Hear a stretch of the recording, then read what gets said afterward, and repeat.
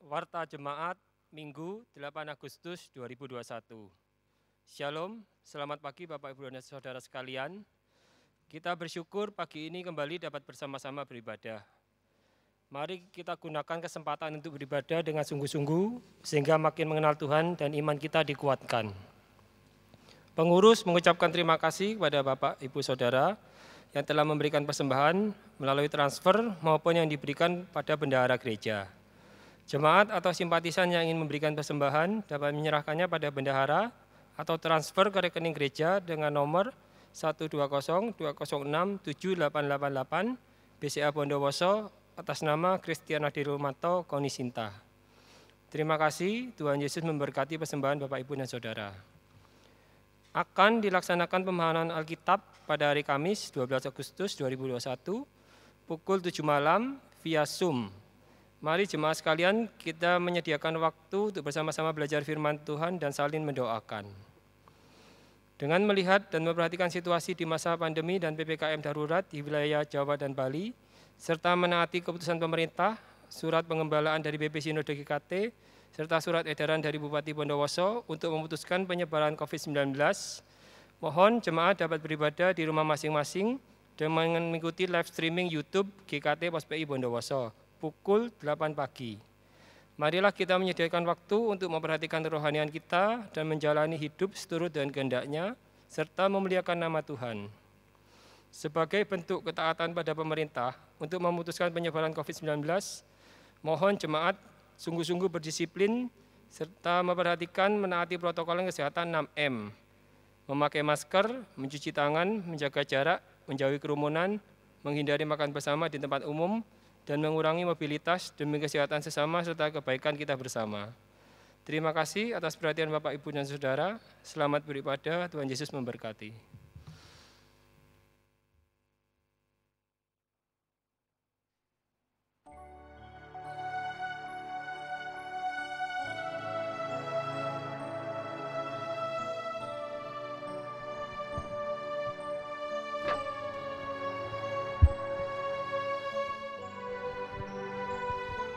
Shalom jemaat yang terkasih, mari bangkit berdiri, kita mengambil saat teduh untuk mempersiapkan hati dan pikiran kita masuk dalam hadirat Tuhan.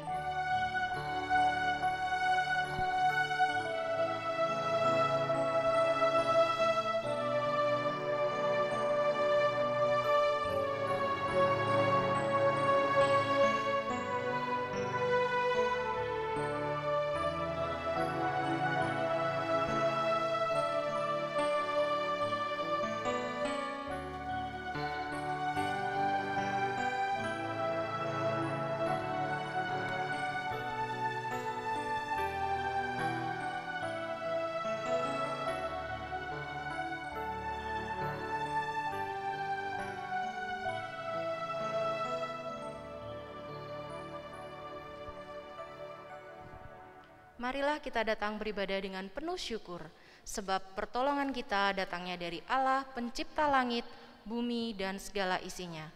Turunlah atas kita kasih karunia dari Allah Bapa, Allah Putra, dan Allah Roh Kudus. Amin. Kita mengangkat suara memuji Tuhan dengan sepenuh hati. Mari bergiranglah karena anugerahnya sungguh besar.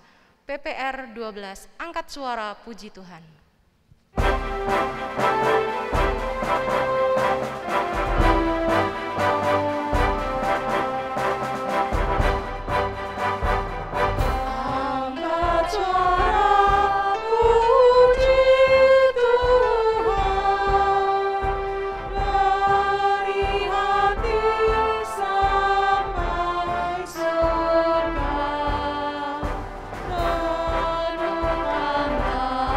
Cipta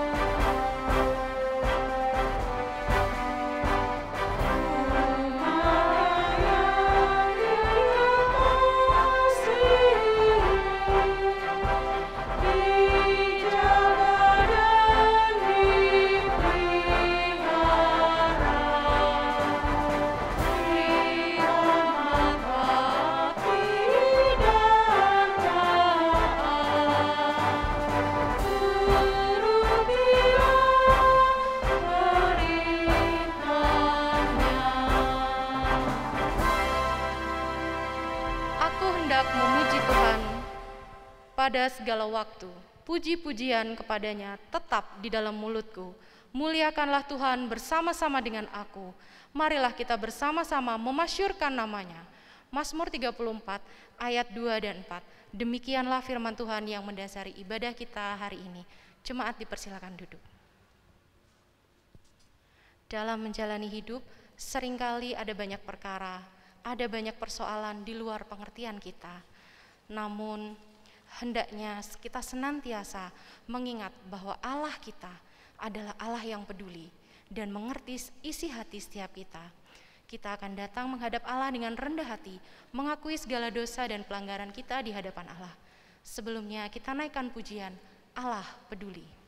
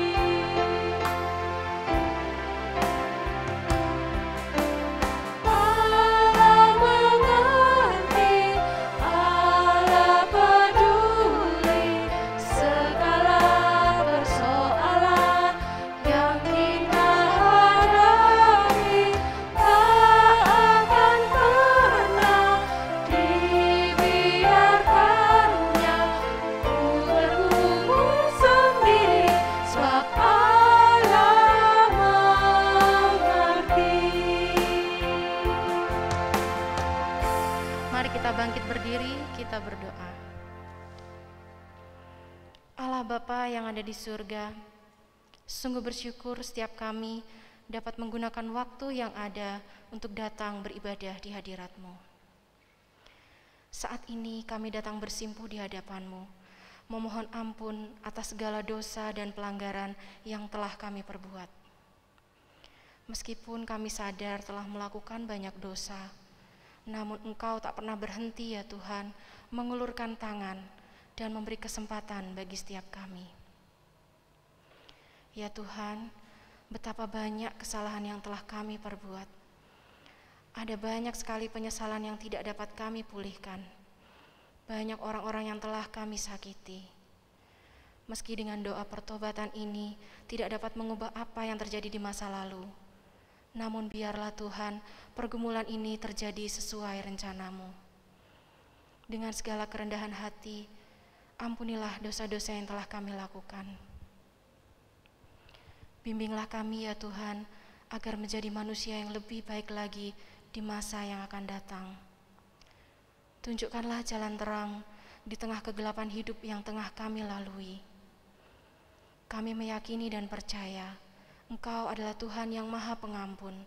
Engkau Allah yang peduli dan tidak pernah meninggalkan setiap kami. Terima kasih ya Tuhan.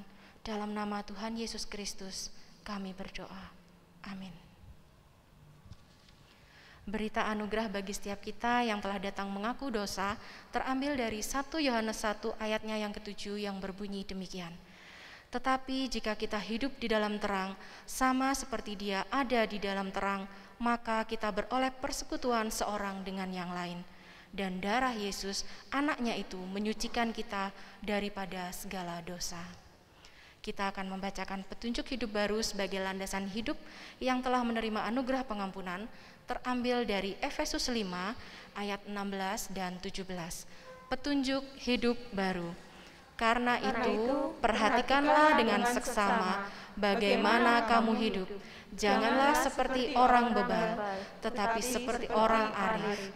Dan pergunakanlah waktu yang ada, karena hari-hari ini adalah jahat. Jemaat dipersilakan duduk. Hidup baru yang berlandaskan firman Allah ini sungguh patut kita gunakan dengan bekerja bagi Allah. Janganlah kita menunggu waktu berlalu. Kita pujikan PPR 235, bekerja selama siang.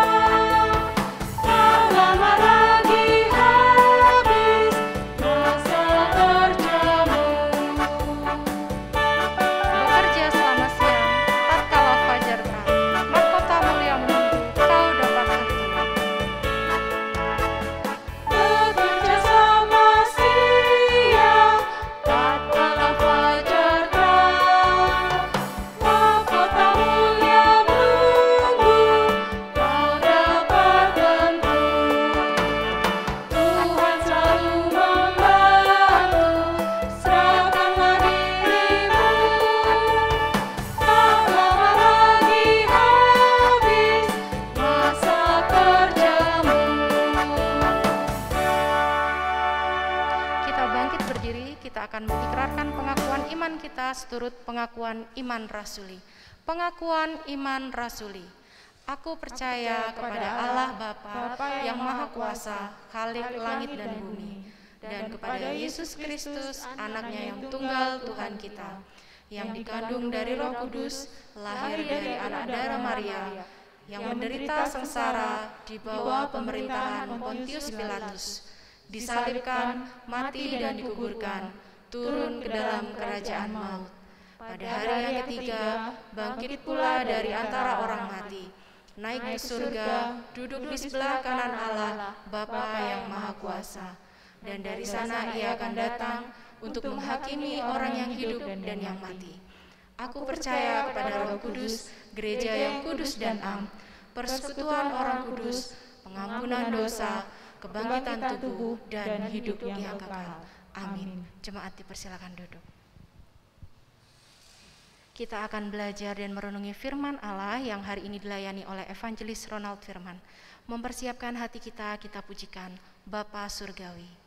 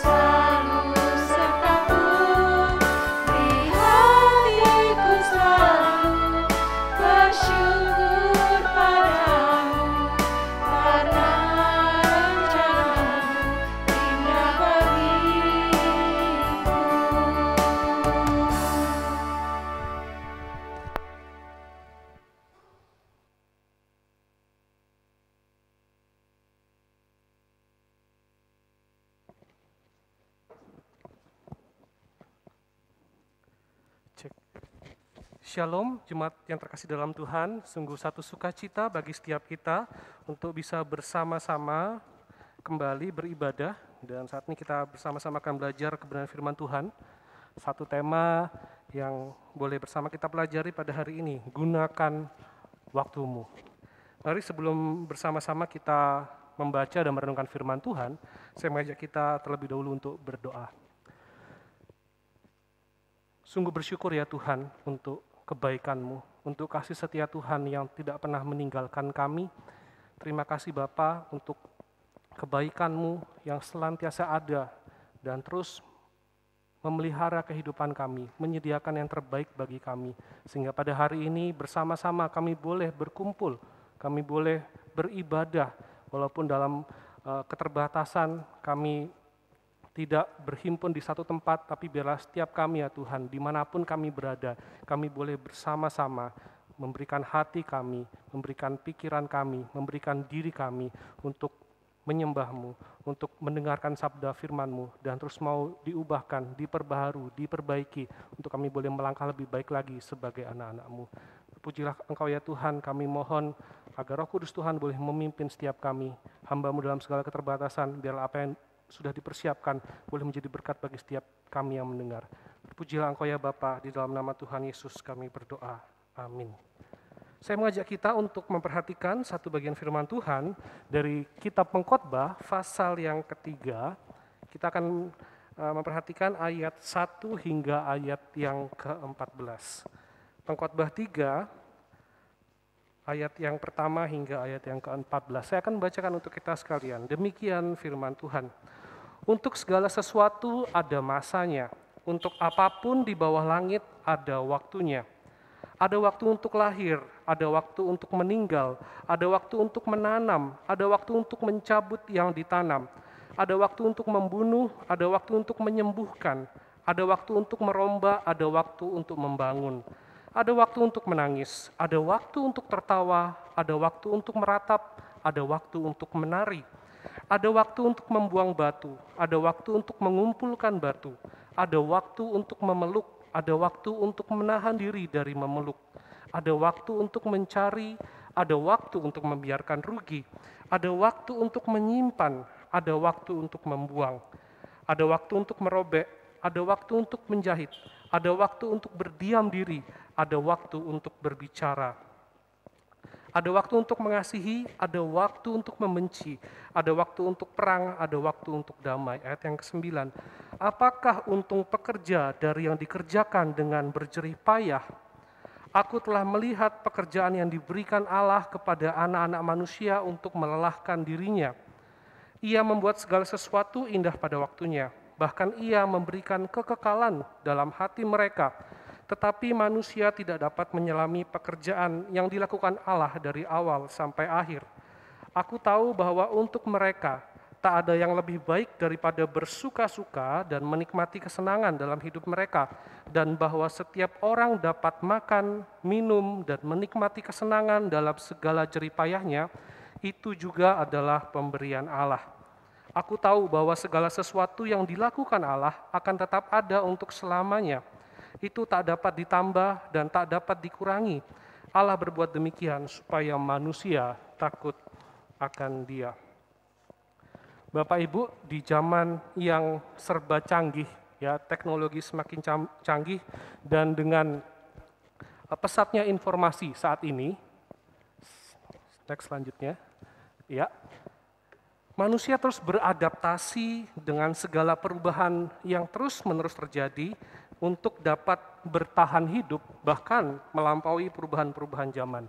Ya, di awal tahun 2021 ini ada tren di kaum milenial, ya, yaitu ada kaum milenial punya bangun satu standar dalam kehidupannya, dikatakan harus punya 100 juta sebelum umur 25 tahun. Atau ada tren yang kedua, yaitu lunas KPR sebelum usia 30 tahun. Bahkan ada sebuah tren lagi, ya, menyetuskan bahwa usia 40 tahun mengalami financial freedom, bebas secara keuangan, tidak lagi menjadi pekerja, tapi sudah menikmati hasilnya. Jadi bukan lagi bekerja untuk uang, tetapi uang yang bekerja untuk dirinya. Dalam kehidupan kita semakin banyak dan semakin tinggi kita menaruh standar atau tolak ukur yang bisa dibuat oleh manusia. Tetapi di dalam dunia ini kita melihat tidak ada yang pasti. Keadaan bisa berubah begitu drastis. Kita bisa punya perencanaan yang baik, tetapi waktu atau kesempatan itu tidak selalu sama dengan rencana kita, dengan apa yang kita harapkan. Inilah yang terjadi. Ya, ketika kita sudah merencanakan sesuatu, kita sudah bekerja keras, kita mempersiapkan segala sesuatunya. 2019 ada COVID, ya, yang menjadi pandemi bukan hanya di satu tempat, tetapi di seluruh bagian bumi ini. Ya, semuanya sedang berusaha bertahan, semuanya berusaha untuk tetap menjalani kehidupan. Lalu pertanyaannya, apa gunanya hidup ini? Kalau kita berusaha, kita berencana, kita sudah mempersiapkan segala sesuatu, endingnya malah ya udahlah apa kata Tuhan. Ya, hari ini kita melihat bahwa manusia itu hidup di dalam zaman musim-musim yang terus berganti. Ya, kitab Pengkhotbah pasal 3 ini merupakan satu bagian yang terkenal. Ada syair tentang waktu di ayat 1 sampai 8 menyatakan untuk segala sesuatu ada masanya, untuk apapun di bawah langit ada waktunya.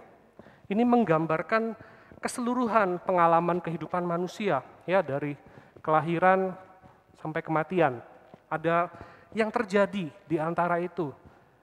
Pengkhotbah tidak menyatakan atau tidak berkata bahwa ini semua yang tertulis dalam ayat 1 sampai 8 itu semua harus dialami oleh manusia, tetapi itu menggambarkan atau mewakili seluruh keberadaan manusia, seluruh pengalaman secara umum yang dialami oleh manusia, dan menunjukkan bahwa kita hidup di dalam keterbatasan dimensi ruang dan waktu.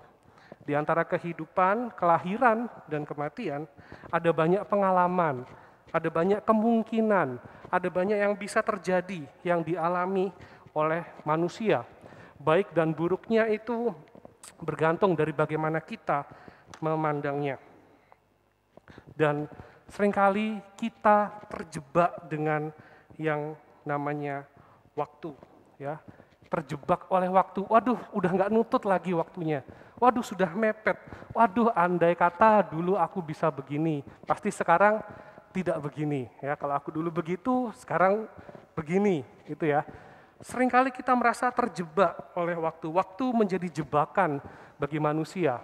Ya, kalau sekarang orang membicarakan waktu ketika nonton Marvels gitu ya, ada film serial Loki gitu, tambah bingung melihat, wah waktu ini ada kemungkinan ini, kemungkinan itu, ada banyak dimensi, semakin pusing gitu, memikirkan waktu.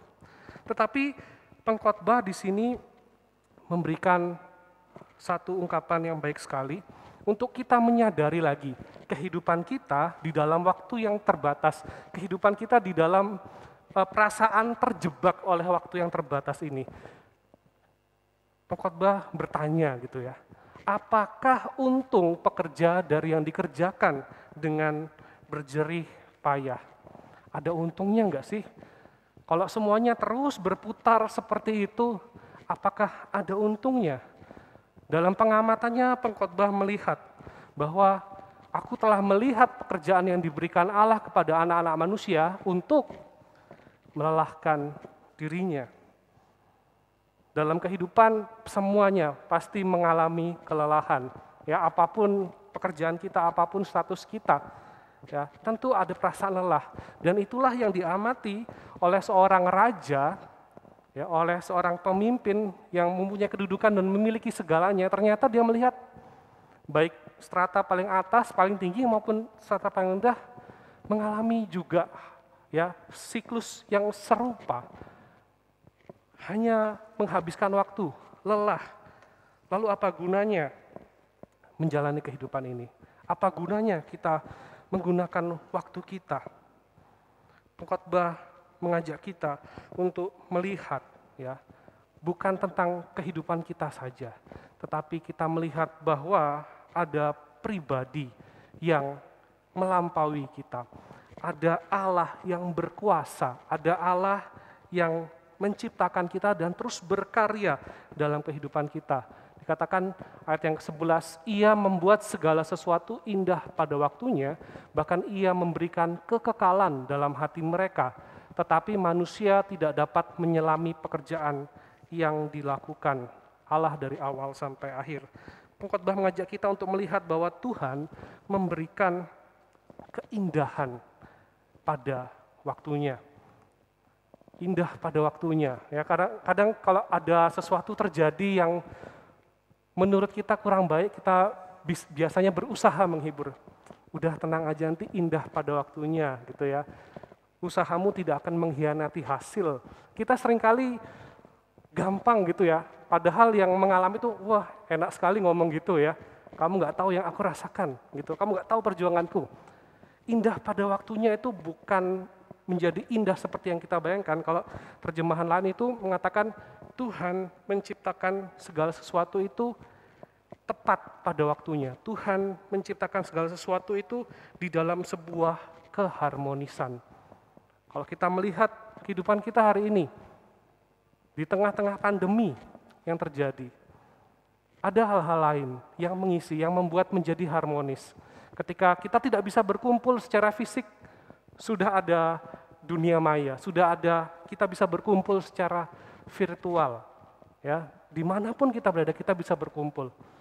Saya rasa itu adalah satu bagian yang harmoni yang Tuhan izinkan terjadi, sehingga kita bukan selalu mempertanyakan mengapa ini terjadi, tetapi kita bisa melihat bahwa itu adalah sesuatu yang indah pada waktunya, sesuatu yang tepat, yang sudah memang seharusnya, yang bisa kita nikmati, karena Allah yang memberikan kesempatan dalam kehidupan kita.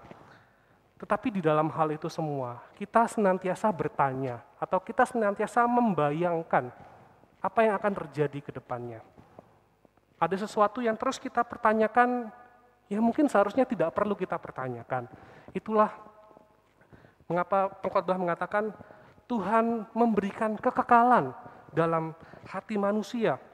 Ada sesuatu yang terus menjadi tanda tanya, yang terus menjadi lubang besar dalam hati manusia, yang tidak bisa dijawab oleh dunia.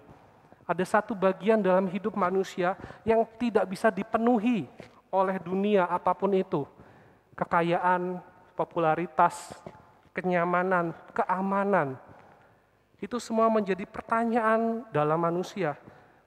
Dan terus ingin tahu apa yang akan terjadi ke depannya. Kekekalan dalam hati manusia itu adalah satu bagian yang menunjukkan bahwa ada sesuatu yang lebih dari manusia, ada sesuatu yang lebih dari dunia ini, ada sesuatu yang hanya dimiliki oleh Tuhan.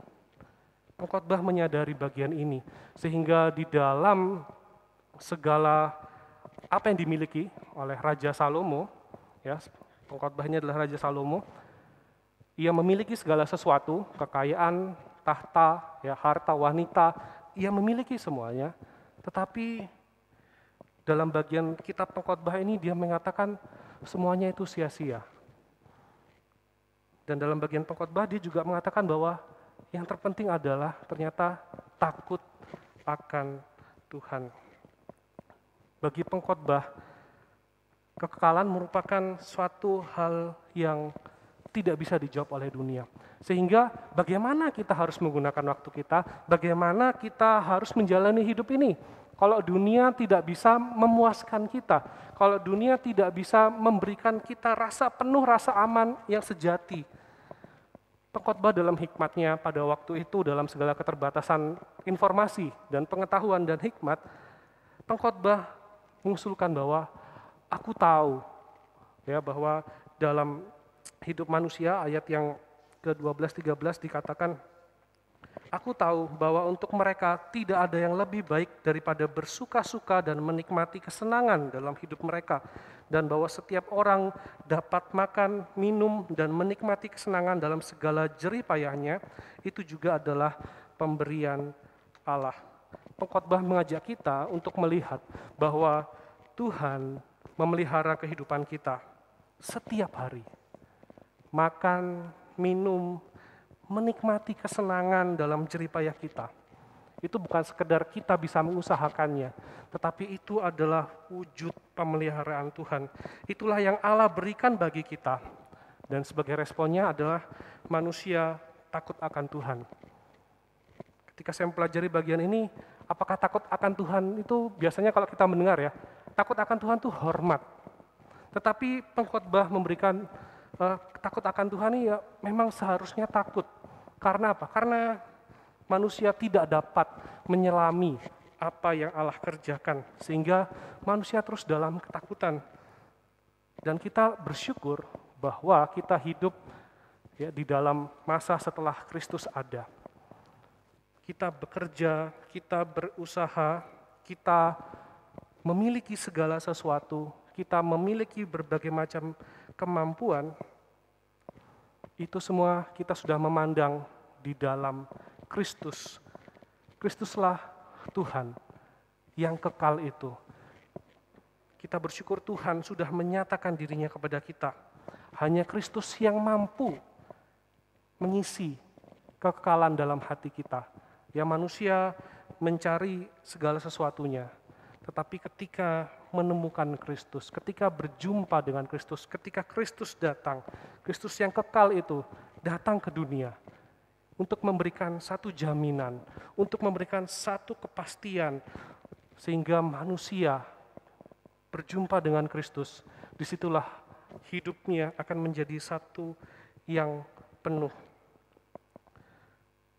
Hidup yang penuh di dalam Kristus, karena Kristus sudah memberikan segalanya yang kita perlukan. Anugerahnya lebih dari cukup, anugerahnya sangat cukup. Dia datang, ya, bukan hanya menyatakan kasih-Nya, pemeliharaannya dalam kehidupan kita. Ia terus berkarya, ya, bahkan Dia memberikan dirinya, nyawanya, untuk menebus setiap kita. Raja Salomo dalam kehidupannya, dalam segala keterbatasannya, dalam dia belum berjumpa dengan Yesus gitu ya, dia nggak tahu tentang pribadi Yesus, tetapi dalam imannya dia mengatakan, aku harus takut akan Tuhan. Dan kita lebih bersyukur bahwa di hari ini kita bukan hanya bertanya-tanya mencari pengharapan akan keselamatan, sebab keselamatan itu sudah datang. Kristus sudah datang, Kristus sudah menggantikan kita, sehingga hidup kita bukan lagi kita kejar untuk sesuatu yang fana. Hidup kita kerjakan dengan kerja keras, bukan untuk segala hal yang hanya lalu begitu saja. Tapi kita bisa mengerjakan segala sesuatunya, itu tidak lagi sia-sia, tetapi menjadi penuh makna, karena kita mengerjakannya bukan untuk memenuhi hidup kita, tapi karena hidup kita telah dipenuhi oleh Kristus. Yang kita kejar, yang kita usahakan, bukanlah untuk mendapatkan kepuasan, tetapi kita lakukan karena kita sudah dipuaskan, sehingga kehidupan kita tidak sia-sia. Pekerjaan kita tidak sia-sia, jerih payah kita tidak sia-sia, karena kita lakukan di dalam Kristus. Bagian yang menarik dalam perjalanan sepanjang minggu ini gitu ya, ketika melihat Olimpiade Tokyo, saya tidak akan membicarakan medali emasnya Grecia Poli dan Apri Rahayu ya, saya bicarakan ada dua orang yang mendapatkan medali emas dalam cabang yang sama. Kalau kita lihat, dua orang ini bajunya aja beda, ya, negaranya juga berbeda, rasnya berbeda. Tetapi mereka berdua mendapatkan medali emas yang sama. Ini dari cabang lompat tinggi, ya. Yang berbaju putih itu adalah Gianmarco Tamberi, berasal dari Italia, dan yang baju merah itu adalah Mutas Esa Barsim, berasal dari Qatar. Mereka sebagai wakil negara, mereka berjuang dengan sungguh-sungguh ikuti cabang lompat tinggi ini. Wah, mereka lompat, dan lompatan mereka itu terakhir 2,37 meter. Ya, 2,37 meter. Rekor Olimpiade 2,39, ya, selisih 20 cm. Tetapi mereka berdua ini sama-sama sudah bekerja keras, sudah melakukan puluhan lompatan, tetapi mereka nggak bisa mengalahkan rekor itu. Rekor mereka sama, 2,37, sehingga waktu itu wasitnya, jurinya berkata, lakukan satu lompatan terakhir, gitu ya. Lalu dua-duanya dalam kelelahannya berkata, boleh nggak kita mendapatkan 2 medali emas, gitu ya. Ya, Mutas Ibrahim bilang begitu. Terus jurinya bilang, iya kalau yang ini mau berbagi, boleh. Wah, mereka berdua senang, ya. Jerih payah mereka kerjakan, mereka berhasil ya, diberikan oleh juri 2 medali emas. Padahal mereka beda dan saling bermusuhan, nggak ada yang kalah, dua-duanya menjadi pemenang. Kalau kita melihat ya, usaha mereka begitu keras, tetapi apa? Ada yang lebih dari yang dikejar, bukan sekedar mengalahkan orang lain, lebih unggul dari orang lain, tetapi ada sesuatu yang lebih indah, ya. Dan ini merupakan pertama kali ada cabang olahraga yang ada 2 medali emas. Jadi medali podium yang peraknya waktu itu kosong, jadi 2 emas 1 perunggu. Ya, pertama kali sejak Olimpiade dilaksanakan dari tahun 1912. Kita melihat bahwa manusia terus belajar, manusia terus berusaha mengerti, ya, bahwa ada sesuatu yang memang nggak ada ujungnya. Kalau kita melihat, saya nggak tahu 2 orang ini Kristen atau bukan, saya tidak mempelajari itu apakah mereka taat beragama atau tidak, tetapi sebagai manusia, mereka berdua menunjukkan bahwa ada yang lebih dari menjadi nomor satu, ada yang lebih dari bisa mampu mengalahkan lawan, tetapi ada yang lebih bermakna, ada yang lebih bernilai. Mari kita yang ada di dalam Kristus, ya, kita berjerih payah, kita bekerja keras, kita berusaha semaksimal mungkin. Itu tidak menjadi sia-sia kalau kita menggunakan di dalam kepuasan, kita melakukannya itu di dalam Kristus yang sudah memenuhi hati kita. Mari kita gunakan diri kita di dalam waktu yang terbatas ini untuk terus melihat anugerah Tuhan. Mari kita gunakan diri kita di dalam waktu yang terbatas ini untuk terus belajar memahami kehendak Tuhan dalam kita berumah tangga, menghadapi pasangan, anak-anak, anggota keluarga yang lain, di dalam kita bekerja, dalam pekerjaan yang kita geluti, di dalam pergaulan kita terus melihat apa yang Tuhan inginkan melalui keberadaanku di tengah-tengah komunitasku, di tengah-tengah keluargaku, di dalam pekerjaan yang sedang digeluti. Mari kita menggunakan diri kita di dalam waktu yang terbatas, ya. Karena kita sudah mengalami kasih Tuhan, mari kita juga membagikan kasih itu. Gunakan waktu yang terbatas ini, ya. Sebelum kita digunakan oleh waktu, kita gunakan waktu sebaik-baiknya untuk kita bisa mengenal kasih Tuhan, membagikan kasih itu, memahami kehendak Tuhan, dan senantiasa kita terus dikuatkan karena ada anugerah Tuhan yang cukup, bahkan lebih dari cukup untuk setiap kita. Kiranya firman Tuhan ini boleh menolong kita. Di dalam waktu yang terbatas ini, kita boleh menggunakan hidup kita untuk menjadi saluran berkat untuk memuliakan nama Tuhan. Karena Tuhan sudah memberikan apa yang kita perlukan, apa yang memuaskan setiap kita. Mari kita berdoa. Kami datang kepadamu ya Tuhan, mengucapkan syukur kami. Di dalam situasi yang tak menentu, di dalam situasi yang mungkin sulit untuk diprediksi di hari ini, segala sesuatunya dapat berubah. Tapi kami bersyukur ya Tuhan, bahwa firman-Mu tetap untuk selamanya. Bahwa Engkau adalah Tuhan yang tidak berubah, Tuhan yang setia, yang tidak pernah meninggalkan kami. Terima kasih ya Tuhan, kami boleh diingatkan oleh firman-Mu. Terima kasih Tuhan, bahwa kami memiliki Engkau. Terima kasih Tuhan, terima kasih untuk anugerah-Mu yang begitu besar, sehingga kami boleh menjalani kehidupan kami. Itu semua kami lakukan karena anugerah Tuhan sudah tersedia bagi kami. Anugerah Tuhan sudah cukup, bahkan lebih untuk setiap kami, sehingga jerih payah kami yang kami lakukan di dalam Kristus bukanlah menjadi hal yang sia-sia, tapi menjadi hal yang bisa kami pakai untuk mengambil bagian dalam rencana dan kemuliaan-Mu. Kami bersyukur ya Tuhan, menyerahkan setiap jemaat Tuhan untuk terus belajar memahami kehendak Tuhan, belajar untuk mengenal Tuhan, mengenal kasih Tuhan, dan membagikan kasih itu bagi sesama melalui kehidupan kami, melalui pekerjaan, melalui keluarga, melalui keseharian kami. Biarlah kami boleh menjadi saksi-saksi-Mu yang memuliakan-Mu. Di dalam nama Tuhan Yesus kami berdoa. Amin. Tuhan Yesus memberkati.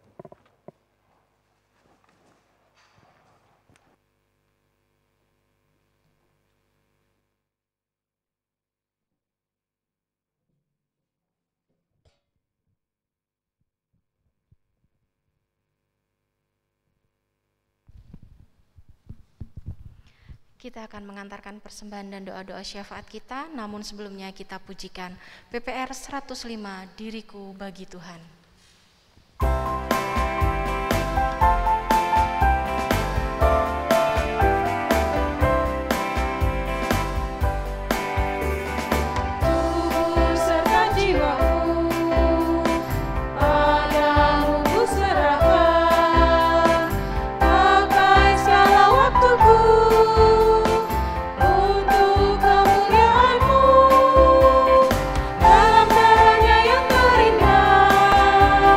Segera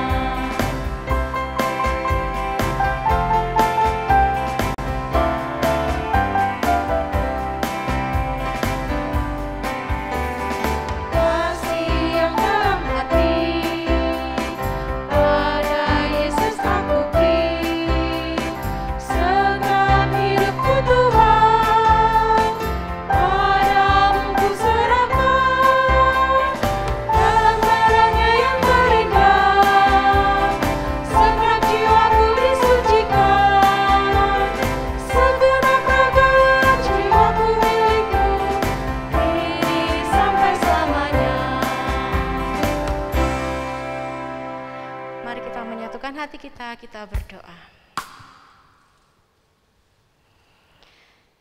Ya Tuhan, kami bersyukur untuk waktu yang boleh kami gunakan ini, untuk kesempatan, untuk mengembalikan sebagian berkat yang telah kami terima. Kiranya persembahan kami ini dapat berkenan di hadapan-Mu. Ya Tuhan, berkatilah bagi para pengurus di tempat ini, agar dapat mengelola dengan penuh hikmat bagi kemuliaan nama-Mu. Kiranya Tuhan juga memberkati setiap tangan yang telah terulur, dan kiranya Engkau memberi hati yang senantiasa bersyukur dan terus mengiringi hidup kami. Ya Tuhan, pada kesempatan ini kami menaikkan doa-doa syafaat kami. Dalam situasi yang tidak menentu ini, berikanlah setiap kami hati yang teguh, tegar menghadapi segala persoalan. Berikanlah kami hati yang senantiasa bersyukur atas penyertaan yang boleh kami terima. Tangan Tuhan yang tidak pernah meninggalkan anak-anak-Nya, Tuhan kami yang senantiasa peduli dan mengerti. Biarlah situasi yang kami hadapi akan semakin menguatkan iman kami semakin dekat pada Tuhan. Tuhan, kami berdoa bagi setiap jemaat Tuhan di tempat ini, bagi para pengurus dan hamba Tuhan di tempat ini. Tuhan, Kau memberkati setiap pekerjaan dan pelayanan, kiranya senantiasa dapat memuliakan Tuhan.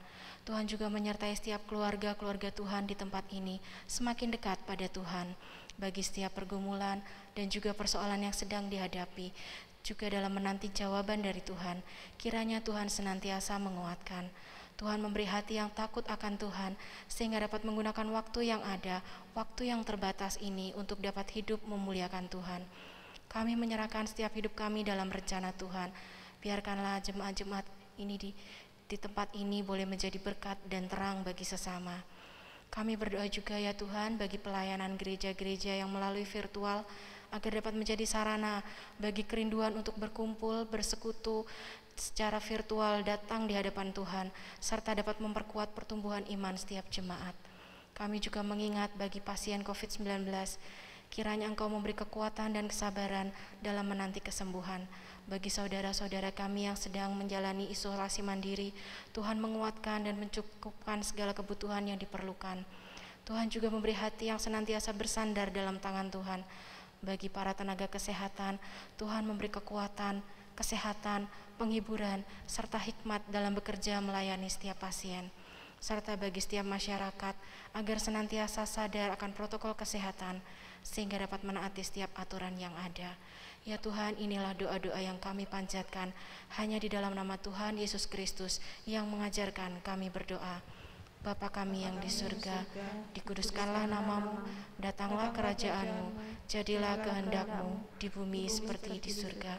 Berikanlah kami pada hari ini makanan kami yang secukupnya, dan ampunilah kami akan kesalahan kami, seperti kami juga mengampuni orang yang bersalah kepada kami.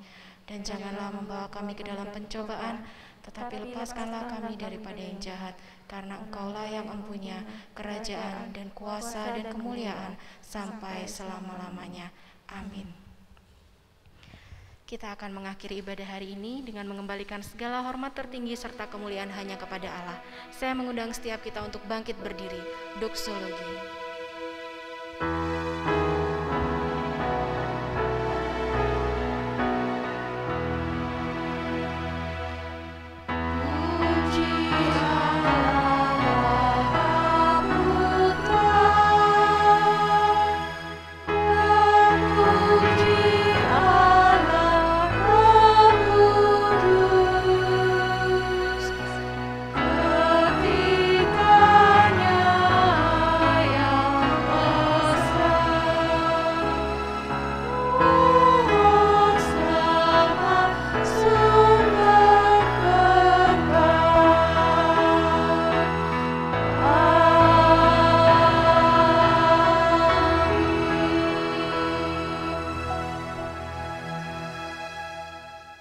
Jemaat sekalian yang dikasihi Tuhan, bersyukur kita semuanya diingatkan oleh kebenaran firman-Nya.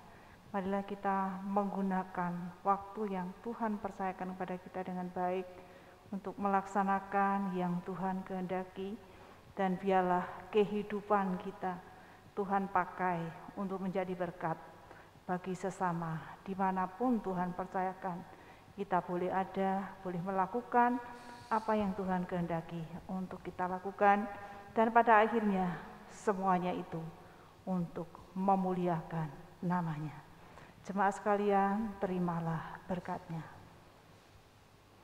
Damai sejahtera dari Allah Bapa, kasih yang sempurna dari Tuhan Yesus Kristus, kekuatan, pertolongan, penghiburan dari Allah Roh Kudus memampukan kita anak-anak-Nya untuk menggunakan waktu yang Tuhan percayakan mulai hari ini sampai Maranatha.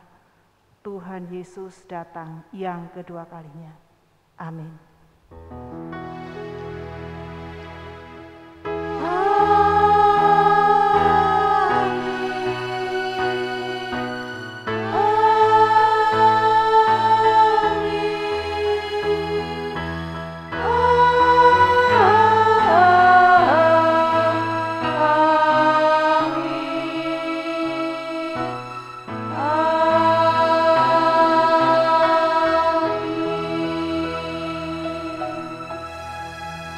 Dipersilakan duduk, saat teduh ibadah selesai. Selamat hari Minggu, Tuhan Yesus memberkati. Amin.